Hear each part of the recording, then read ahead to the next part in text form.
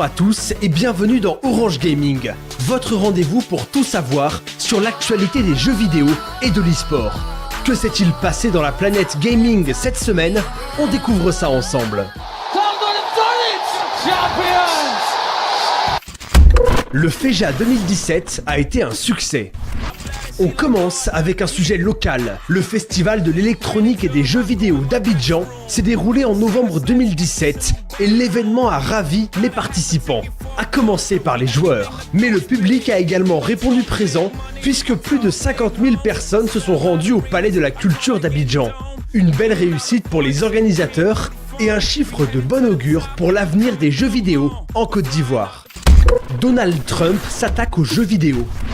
L'actualité des jeux vidéo a bien évidemment été influencée par le reste des informations. Après la fusillade de Parkland qui a coûté la vie à 17 élèves américains, Donald Trump s'est exprimé.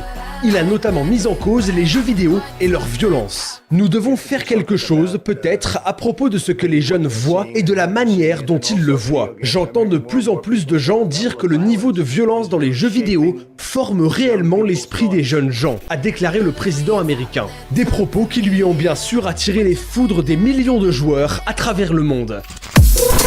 Visiter l'Égypte des pharaons dans un jeu vidéo, c'est possible. Depuis des années maintenant, la saga Assassin's Creed est devenue une référence dans le monde des jeux vidéo. Le dernier volet, intitulé Origins, se déroule à l'époque de l'Égypte antique et propose une plongée dans un monde ultra réaliste.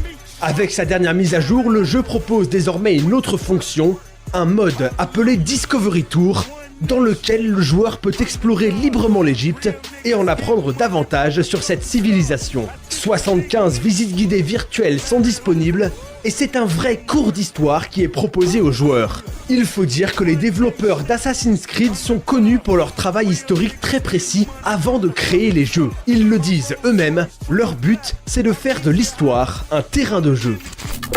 Kingdom Come Deliverance vendu à 1 million d'exemplaires.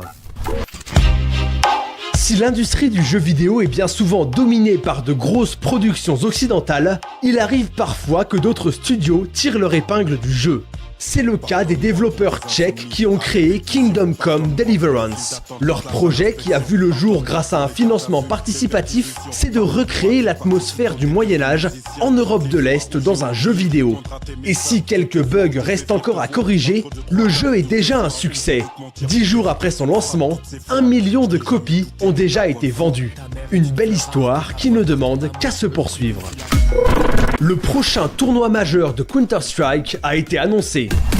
Quelques jours après la fin du Major de Boston, remporté par les 5 joueurs américains de Cloud9 devant leur public, le prochain Major de Counter-Strike Global Offensive a été annoncé. Les Majors, ce sont les tournois les plus importants de l'année.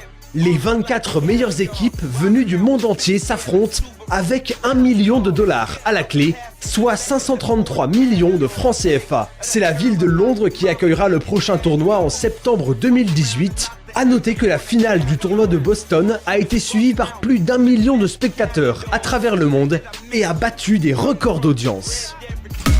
Samuel Umtiti s'impose face à 2 joueurs professionnels sur FIFA 18. On termine par du foot. Depuis qu'il est arrivé au FC Barcelone, Samuel Umtiti s'est imposé dans l'effectif catalan. Mais comme beaucoup de joueurs de sa génération, Umtiti vit aussi sa passion pour le football avec une manette dans les mains. Récemment, le défenseur international français a disputé un match de FIFA 18 face à des adversaires prestigieux. Bruce Granek, l'ancien champion du monde, et Mahmoud Brak Gassama. Et contre toute attente, c'est Samuel Umtiti qui s'est imposé sur le score de 2-1. Comme quoi, certains ont tout simplement un don pour le football, qu'il soit réel ou virtuel. Voilà, c'est tout pour cet épisode, mais on se retrouve dès la semaine prochaine pour un nouvel épisode d'Orange Gaming. Talk to me, yeah.